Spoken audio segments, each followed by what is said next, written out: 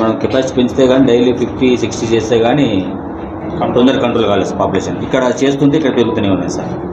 ఎప్పుడు చూసినా సర్జరీ జరుగుతున్నాయి, ఇప్పుడు పాపులేషన్ పెరుగుతుంది. ఇంకోటిసారి కంప్లైంట్ ఏంటంటే మా రూల్స్ ఏంటంటే ఎక్కడైతే క్యాచింగ్ చేసినామో అక్కడనే వదలాలి సార్ కుక్కలు. మళ్ళీ ఈరోజు ఇక్కడ తీసుకుపోయిన కుక్కల్ని మళ్ళీ మున్సిపాలిటీ మళ్ళీ అక్కడనే వదిలినారట సార్ ఆఫ్టర్ సర్జరీ. మేము దాదాపు ఈరోజు క్యాచింగ్ చేసిన తర్వాత 6 days మా కంట్రోల్లో ఉంటుంది సార్.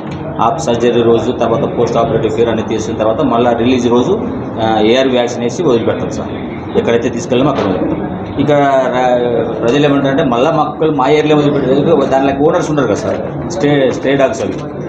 మళ్ళీ ఇక ఎక్కువ మెడికల్ కాలేజీలో అదే ప్రాబ్లమ్ సార్. కొన్ని ఆర్గనైజేషన్స్ ఉంటాయి NGOsకి, అది వాళ్ళని మీరు కొద్దిగా ఐడెంటిఫై చేసి వాళ్ళు ఎవరైనా తీసుకునే వాళ్ళు ఉంటే మనం చూస్తూ ఉంటాం ఎప్పుడు సోషల్ మీడియాలో వాళ్ళు వీళ్ళు అంటే మీరు స్టడీ చేయాలి. టిడ్కో హౌసెస్ తర్వాత శానిటరీ డిపార్ట్మెంట్తో రివ్యూ చేయడం జరిగింది ఇప్పుడే ప్రజెంట్. ఫస్ట్ టిడ్కో హౌసెస్ సంబంధించింది అయితే దాదాపు 10,000 హౌసెస్ శాంక్షన్ అయినాయి, అవి ఇవ్వడం జరిగింది. దాంట్లో లాస్ట్ 5 ఏళ్ళ నుంచి ఏం పట్టించుకోలేదు కాబట్టి అది ఇష్యూస్ పెద్దగా అయింది. మీరు అందరు కూడా తెలుసు, స్టేట్ వైడ్ ఇష్యూ ఇది. వాళ్ళ అకౌంట్స్లో డిడక్ట్ కావడము ఇట్లాంటి సబ్జెక్ట్స్ అన్నీ కూడా చాలా జరిగినాయి. సో ఫస్ట్ ఈరోజు నేనైతే చెప్పిండేది, ఈ 10,000 అరువులు ఉండే వాళ్ళకి మాకంతా వార్డ్ వైజ్ లిస్ట్ ఇవ్వమని చెప్పినా మేము కూడా మా సైడ్ నుంచి చెక్ చేయించి ఒకవేళ కరెక్ట్ ఉందా, ఏదైనా తేడాలు ఉన్నాయా కనుక్కొని అది ఒకటి చేయమని చెప్పడం జరిగింది. అలాగే కంప్లీషన్కి సంబంధించింది టిడ్కో హౌసెస్ కంప్లీట్ చేయాలంటే ఏం స్టేటస్సు, ఎంత ఇంకా అలొకేట్ చేసేది ఉంది, పెండింగ్ పేమెంట్స్ ఏమున్నాయి, అవి కూడా కొద్ది డీటెయిల్స్ ఇవ్వమన్నా మన అథారిటీస్కి. వాళ్ళు ఒకసారి ఇచ్చిన తర్వాత ఫర్దర్ దాని మీద యాక్షన్ అనేది ఉంటుంది. సో టిడ్కో హౌసెస్ అనేది మీకు తెలుసు, చంద్రబాబు గారు చాలా ఇంపార్టెంట్ స్కీమ్ కింద ఆలోచించి అప్పుడు ప్లాన్ చేసినారు. అది తెలుగుదేశంకి పేరు వస్తుందని చెప్పి లాస్ట్ గవర్నమెంట్ పక్కన పెట్టడం జరిగింది. సో ఖచ్చితంగా అవి క్లియర్ చేసి ఒక పద్ధతి ప్రకారం ఏదైతే నేను చెప్పానో లోన్స్ ఇవన్నీ డిడక్ట్ చేయడం జరిగింది. స్టేట్ వైడ్ ఇష్యూ కాబట్టి అది కూడా ఏ రకంగా తీసుకుంటారో పాలసీ డెసిషన్ తీసుకున్న తర్వాత అది కూడా సెటిల్ చేస్తాం. But in the mean time మనం పక్కా రెడీ కావాలి కాబట్టి ఆ 10,000 మెంబర్స్ డీటెయిల్స్ తీసుకొని ఒకసారి క్రాస్ చెక్ చేసుకొని will come back on that TIDCO issue. Next వచ్చి శానిటరీకి సంబంధించింది డిపార్ట్మెంట్తో రివ్యూ చేయడం జరిగింది. ఒకటి మేజర్ ప్రాబ్లం వచ్చి ఇక్కడ షార్టేజ్ ఆఫ్ మ్యాన్ పవర్ ఉన్నారు. సో దాని నుంచి గ్రోత్ జరిగింది, లాస్ట్ 10 yearsలో బాగా గ్రోత్ జరిగింది. సో బట్ ఏదైతే వేకెన్సీస్ పడినారో వాళ్ళని ఫుల్ఫిల్ చేయలేదని చెప్పడం జరిగింది. కొన్ని కారణాలు చెప్పారు, అది మాట్లాడితే పొలిటికల్గా ఏదో చెప్పారని చెప్తారు. But there is a reason why it was not done అని చెప్పి నేను విన్నాను, మా వాళ్ళు కూడా చెప్పడం జరిగింది.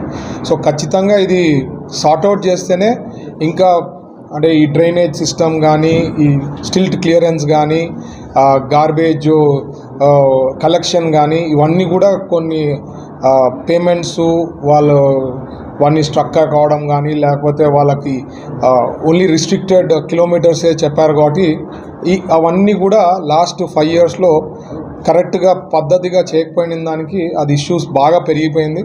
సో అది కూడా డిస్కస్ చేస్తాం మినిస్టర్ గారితో, మున్సిపల్ మినిస్టర్ గారితో డిస్కస్ చేసి కమిషనర్ గారితో డీటెయిల్స్ తీసుకొని తొందరగా అది ఒకటి మ్యాన్ పవర్ ఇష్యూ, తర్వాత ఈ గార్బేజ్ కలెక్షన్ వెహికల్స్ కూడా టైమింగ్స్ కొద్దిగా రిస్ట్రిక్టెడ్ పెట్టినారు.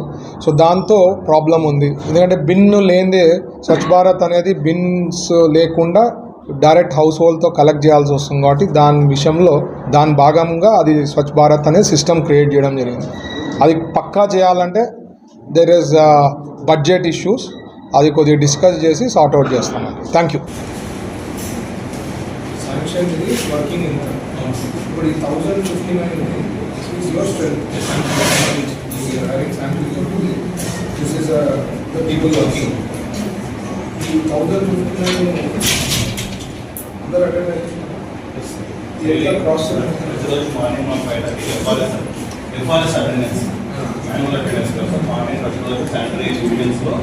శానిటేషన్ సెక్రటరీస్ ఉంటారు సార్, వాళ్ళ సెల్ ఫోన్ ద్వారా వాళ్ళ రికగ్నైజేషన్ యాప్లో అటెండెన్స్ తీసుకుంటారు. మార్నింగ్ తీసుకుంటాం సార్, మనం మధ్యాహ్నం జరుగుతుంది. 14 hours జరుగుతుంది. 14 hours స్టార్ట్ చేసి నెక్స్ట్ వచ్చేసి మన 48 hours 49 hours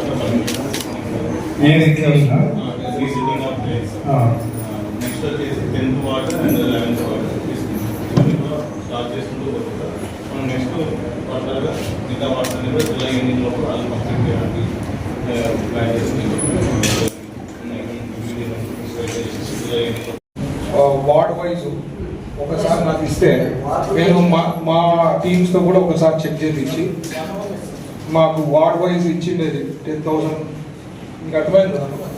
ఒకటి డిలీట్ చేయించారు మరి ఎక్కించారు అంటారు. అది ఎంతమంది డిలీట్ చేసింది లాస్ట్ టైం? లాస్ట్ గవర్నమెంట్ ఎన్ని చేశారు?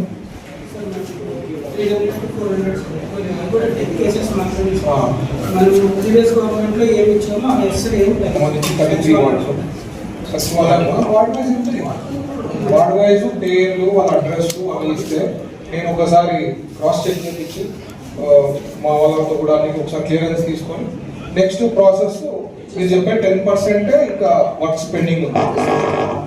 దానికి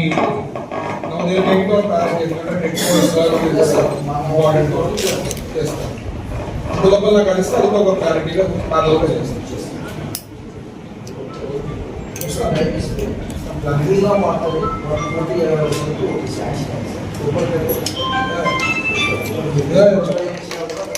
నెక్స్ట్ టైం